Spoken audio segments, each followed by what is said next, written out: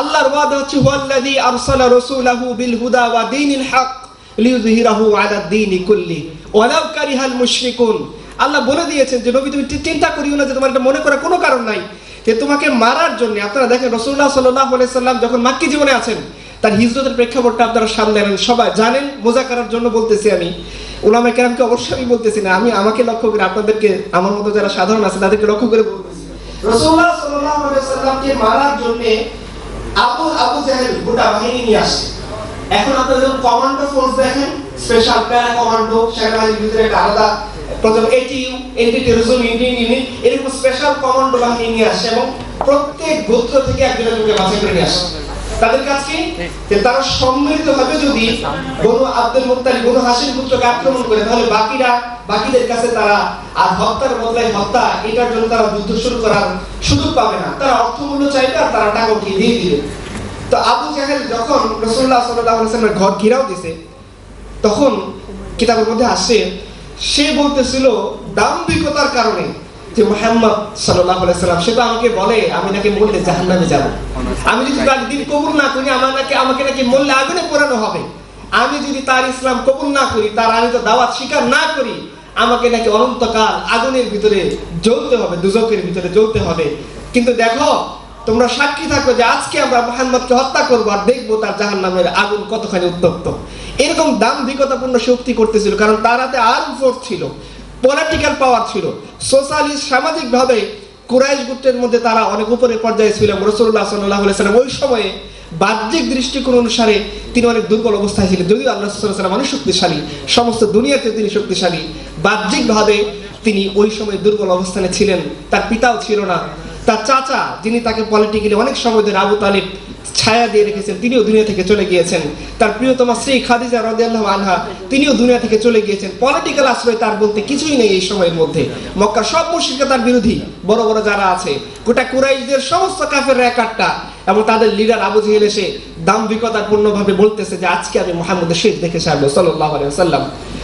এই অবস্থার মধ্যে রাসূলুল্লাহ সাল্লাল্লাহু আলাইহি ওয়াসাল্লামকে আল্লাহ সুবহানাহু ওয়া তাআলা জিবরিল আমিনকে পাঠিয়ে বলেন যে যাও আমার রাসূলকে ইজাজত দাও, সে যাতে মদিনার উদ্দেশ্যে হিজরতের জন্য রওনা দিয়ে দেয়।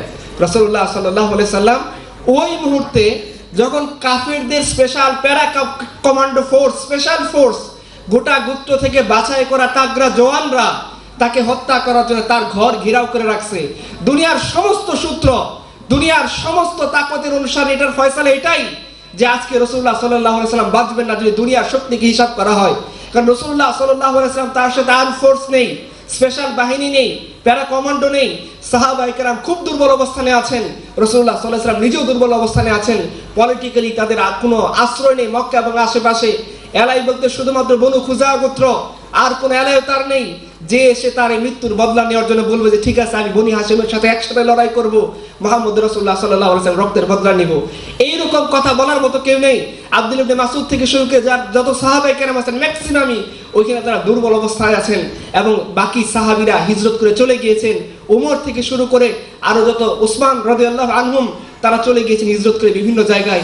আল্লাহ রাসূল সাল্লাল্লাহু আলাইহি সাল্লাম, আবু বকর এবং আলী রাদিয়াল্লাহু আনহুম আজমাইন, এই দুইজন বড় বড় সাহাবী আছেন, বাকি ম্যাক্সিমাম সাহাবী তারা হিজরত করে চলে গিয়েছেন। যারা যেতে পারেনি তারা আরো দুর্বল অবস্থায় আছেন।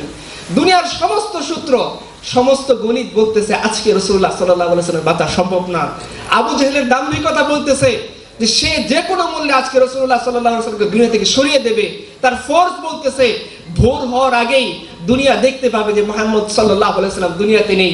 এই মুহূর্তে আল্লাহ সুবহানাহু ওয়া তাআলার পক্ষ থেকে যখন ইজাজত দেওয়া হলো যে যাও হে নবী তুমি বের হয়ে পড়ো মদিনার উদ্দেশ্যে, রাসূলুল্লাহ সাল্লাল্লাহু আলাইহি ওয়াসাল্লাম কাফেরদের সামনে আসলেন। তাদের বিশাল প্যারা কমান্ডো ফোর্সকে লক্ষ্য করে কোরআনের আয়াত পড়ে ধুলি, এক মুষ্টি ধুলি নিয়ে তিনি তাদেরকে নিক্ষেপ করলেন। পৃথিবীর ইতিহাস বলতেছে দুনিয়ার সমস্ত অঙ্ক, সমস্ত সূত্র, সমস্ত গণিত, সমস্ত ফিজিক্সকে ব্যর্থ করে দিয়ে এক আল্লাহর কুদরত, তার তাকত, তার শক্তি, এর মোকাবেলায় সমস্ত কুফরের শক্তি ধূলিসাৎ হয়ে গিয়ে রাসূলুল্লাহ সাল্লাল্লাহু আলাইহি ওয়াসাল্লাম আবু জাহেলের স্পেশাল প্যারা কমান্ডো ফোর্সের সামনে দিয়ে তিনি মদিনার উদ্দেশ্যে হিজরত করেছেন। কাফেররা তাকে স্পর্শ করতে পারেনি। এটা আল্লাহর ক্ষমতা। দুনিয়ার বাতিল শক্তি, দুনিয়ার যত তাগুতি শক্তি, শয়তানি শক্তি, ওইখানে শয়তান স্পেশালি যখন তাদের পার্লামেন্টের ভিতরে রাসূলুল্লাহ সাল্লাল্লাহু আলাইহি সাল্লামকে মারার জন্য তারা আইন পাশ করবে, স্পেশাল বিধান পাশ করতেছে, ওই সময় শয়তান কিন্তু নজদের বুড়ার আকৃতির বেশ ধরে ওই মিটিং এসে উপস্থিত ছিল। আবার তুমি মনে করে থাকো এখন আমার কাছে বদলা চাইতে পারো, কিয়ামতের দিন আমি তোমাদের এই বদলার বোঝার ভার বইতে পারবো না। রাসূলুল্লাহ সাল্লাল্লাহু আলাইহি সাল্লাম এই ইনসাফ দিয়ে উম্মতকে শিখিয়ে বিদায় নিয়েছেন। চীনের সম্রাটকে যখন বলা হচ্ছে যে তারা এই ইনসাফ কায়েম করে, জেনারেল অপরাধ করলেও সাধারণ ফৌজি সেটা ধরিয়ে দেয়, তারা একই টেবিলে বসে একই দস্তরখানায় বসে খাবার খায়, একই কাতারের মধ্যে একই সফে খড়ে हो गए महमूद और अयास, না कोई बंदा रहा और ना कोई बंदा नवाज। একই কাতারের মধ্যে তাদের জেনারেল দাঁড়িয়ে যায়, সাধারণ ফৌজি দাঁড়িয়ে যায়, কেউ ভাগ করে না, কেউ বলতে পারে না তোমার সাথে আমি দাঁড়াবো না, আমার ইজ্জত নষ্ট হয়ে যাবে। ইনসাফ কায়েম করে, তাদের শাহাদাত যদি অপরাধ করে একই আইন তারা প্রয়োগ করে, যে আইন তারা তাদের জেনারেল, তাদের কমান্ডার, তাদের সেনাপতি, তাদের সিপাহসালার জন্য প্রয়োগ করে। চীনের কমান্ডার ফিরতি চিঠিতে বলতেছে, শোনো ইয়াজদিগর, আমি যদি সৈন্য পাঠাই, আমি এমন সৈন্য পাঠাইতে পারবো যে সৈন্যের শুরু হবে তোমার পারস্যে, শেষ হবে আমার চীনে, কিন্তু কসম এই সৈন্য আমি পাঠাবো না, কারণ তুমি এমন একটা ফোর্সের বর্ণনা আমার সামনে দিয়েছো, তাদের সামনে যদি তুমি পাহাড়কে দাঁড় করিয়ে দাও, তাদের সামনে যদি সমুদ্রকে দাঁড় করিয়ে দাও, আসমানকে দাঁড় করিয়ে দাও, কোন শক্তি এদেরকে থামাইতে পারবে না, তুমি তাদের সাথে সন্ধি করে না।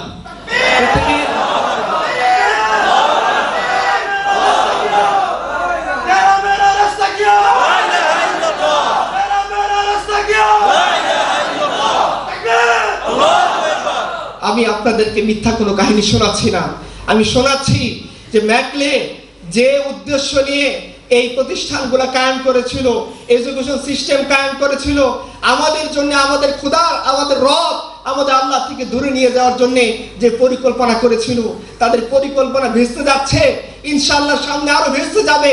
তারা দেখতে পাবে যে এই তাদের প্রতিষ্ঠান থেকেই সেই অপ্রতিরোধ কাফেলার সৈনিক তৈরি হবে, যারা এক আল্লাহ ছাড়া কাউকে ভয় করবে না।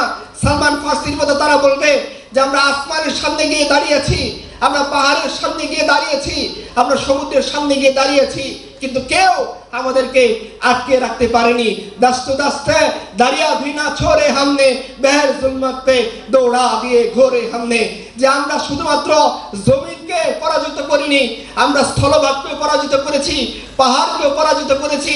ওমর রাদিয়াল্লাহু আনহু তার সময় যখন কম্পন শুরু হলো, তিনি পৃথিবীর মধ্যে চাপ দিয়ে তার লাঠি দিয়ে আঘাত করে বললেন, আর উমর ইবনুল খাত্তাব জীবিত আছে, কিভাবে পৃথিবী কাঁপে, কাঁপন বন্ধ হয়ে গেছে।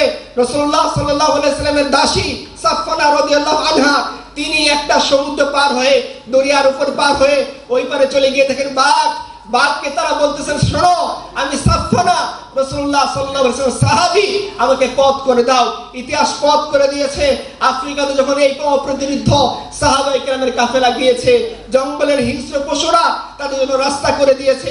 রোমান পার্সিয়ান এম্পায়ার, পৃথিবীর মধ্যে হলি রোমান এম্পায়ারের কাহিনী আপনারা পড়েছেন, এগুলো আপনারাই আমাদেরকে পড়িয়েছেন। হলি রোমান এম্পায়ারে সাহাবায়ে কেরাম যখন গিয়েছেন, সৈন্যদেরকে প্রস্তাব দেওয়া হচ্ছে, কি চাও তোমরা? তোমরা তো আরবের লোক, জীর্ণ শীর্ণ রুটি খাও, টাকা পয়সা ভালো নেই, গাধার উপরে চড়ে যুদ্ধ করতে আসছো। আমাদের উন্নত ফোর্স আছে, অস্ত্র আছে, খাবার আছে, মোহর আছে, যদি চাও এগুলোর বিনিময়ে তোমরা যুদ্ধ বন্ধ করে দিবা, তাহলে বন্ধ করে দিতে পারো। আমরা তোমরা যা চাও প্রত্যাশিত মাত্রার চেয়ে বেশি পরিমাণে উপহার উপঢৌকন আমরা তোমাদেরকে দিব। ইসলামের সেনাপতি খালিদ ওয়ালিদ তিনি বলতে, শোনো আমরা শুনেছি রোমানদের রক্ত নাকি অনেক মিষ্টি, আমরা সেটা টেস্ট করার জন্য আসছি। আমাদের অপ্রতিরোধ এক কাফেলা আমাদের পূর্বপুরুষরা তৈরি করে গিয়েছেন। আমরা পৃথিবীর মানচিত্রের ভিতরে যখন তাকাই, আমরা যখন দেখি সেই অপ্রতিরোধ কাফেলার সৈনিকরা আবার জেগে উঠেছে। স্কুল থেকে, কলেজ থেকে, ইউনিভার্সিটি থেকে, মাদ্রাসা থেকে উলামায়ে কেরাম সবাই মিলে আবার সেই জাগরণটা निकल कर सहरा से, जिसने रोमा की सल्तनत को उलट दिया था, सुना है कुदसियों से मैंने कि वो शेर ফের হুঁশিয়ার হোগা।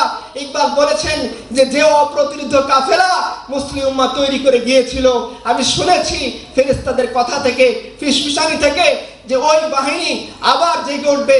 আমরা দেখতেছি সেই বাহিনী স্কুল থেকে জাগতেছে, কলেজ থেকে জাগতেছে, ইউনিভার্সিটি থেকে জাগতেছে, যে ম্যাকলে যে শিক্ষা প্রতিষ্ঠান তৈরি করেছিল মুসলিম উম্মাহকে ধ্বংস করার জন্য, আজকে মুসলিম উম্মাহ সেই ম্যাকলের চোখে বিধানগুলি দেখিয়ে সে বলতেছে যে না, আমাদের সমাধান একমাত্র আল্লাহ তাআলার দেওয়া কালামে পাকের ভিতরে, আমাদের সমাধান একমাত্র রাসূলুল্লাহ সাল্লাল্লাহু আলাইহি সাল্লামের সুন্নাহর ভিতরে, আমাদের সমাধান একমাত্র শরিয়ার ভিতরে।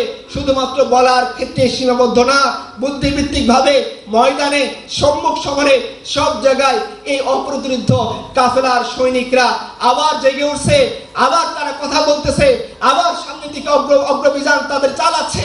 এবং তাদের অগ্রবিযানের কারণে আমেরিকা, রাশিয়া, চায়না, পৃথিবীর পরাশক্তি তাদের এই অগ্রবিযান বন্ধ করতে পারেনি। এইটা প্রথম পয়েন্ট, যে আমি আপনাদের দিলের ভিতরেও সেই স্পৃহাটা, সেই অনুপ্রেরণা জাগাতে চাই।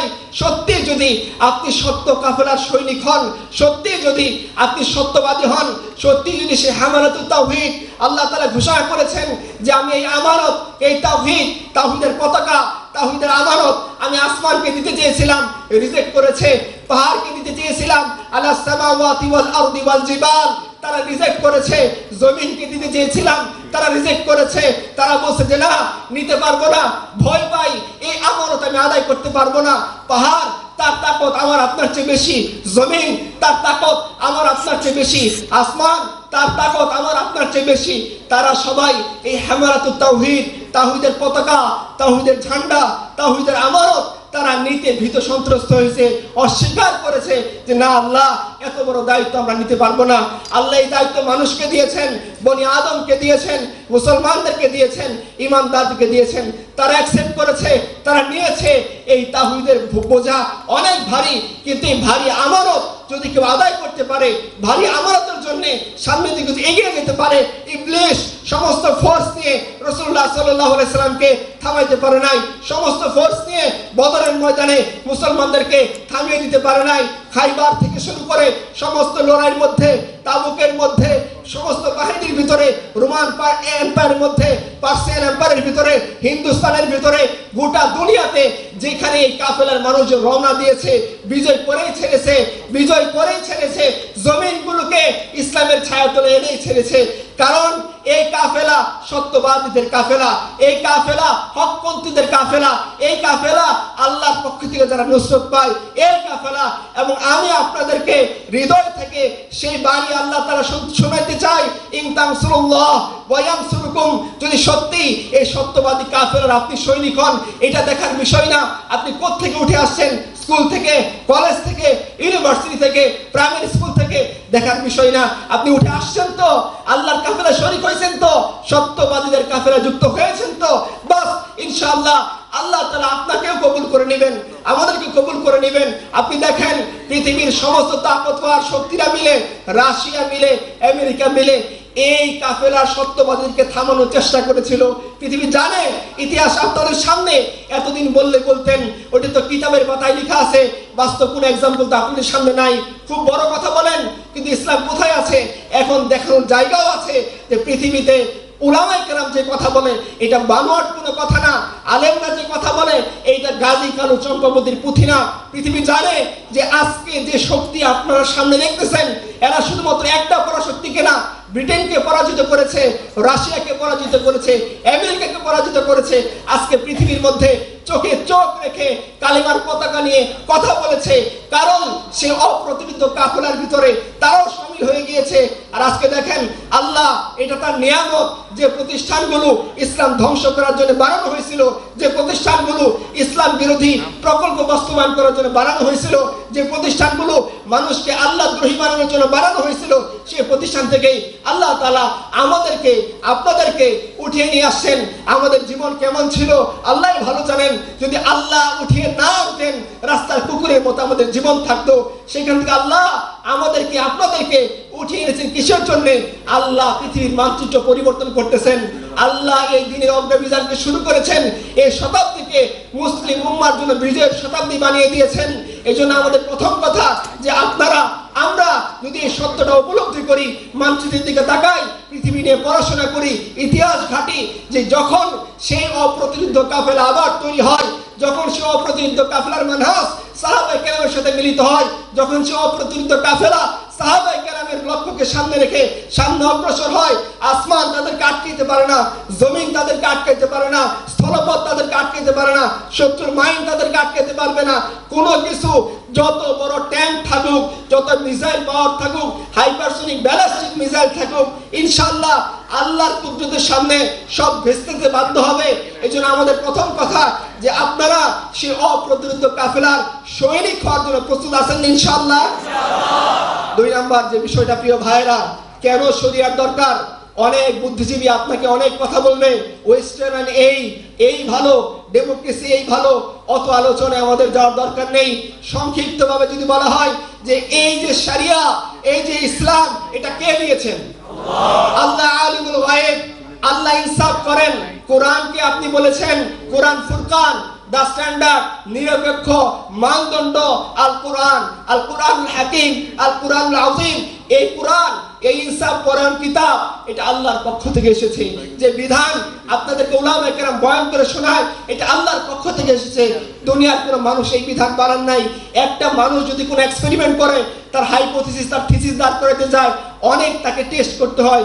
এটার পজিটিভ ইফেক্ট কি, নেগেটিভ ইফেক্ট কি, এটার সাইড ইফেক্ট কি, হিসাব করার পরে গিয়ে তার তত্ত্বের একটা বিষয়বস্তু